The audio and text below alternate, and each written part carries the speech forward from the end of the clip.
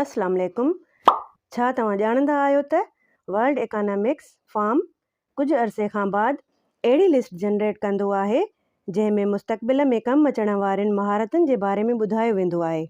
उन्हनि महारतुनि जे बारे में ॿुधायो वेंदो आहे जिन खे अॼु जूं कंपनियूं असांजे ॿारनि में ॻोल्हे रहियूं आहिनि। मां तव्हांखे हिते 2025 जी लिस्ट ॾेखारे रही आहियां। तव्हां ॾिसी सघो था त इहे 10 महारतूं तव्हांजे साम्हूं मौजूदु आहिनि। जेकॾहिं 2015 जी लिस्ट खे खणी ॾिसो त तख़लीक़ी सलाहियत क्रिएटिविटी 10 नंबर ते हुई, पर पोइ वरी उन अचानक जंप लॻायो ऐं 10 खां 2020 में 3 नंबर ते अची वई। इनोवेशन जो नालो त पहिरियों ई नवनि लिस्टुनि में मौजूदु न हुयो, पर 2025 जो पहिरीं स्केल, पहिरीं महारत जेका असांजे ॿारनि खे खपे नौकरियुनि ॻोल्हण लाइ, उहा आहे एनालिटिकल थिंकिंग ऐं इनोवेशन। एक्टिव लर्निंग ॿी महारत आहे।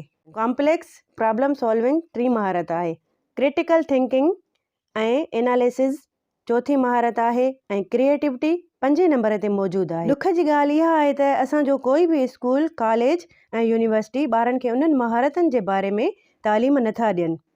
असां ॿारनि खे डिग्रियूं त ॾेई रहिया आहियूं ऐं महारतुनि जे नाले ते सॉफ्टवेयर्स में एक्सपर्ट त बणाए रहिया आहियूं, पर उन्हनि महारतुनि जे बारे में कुझु ख़ासि नथा ॿुधायूं। हाणे तव्हांखे उन्हनि महारतुनि खे हासिलु करणो आहे ऐं पंहिंजी सीवीअ में उन्हनि महारतुनि खे आणणो आहे।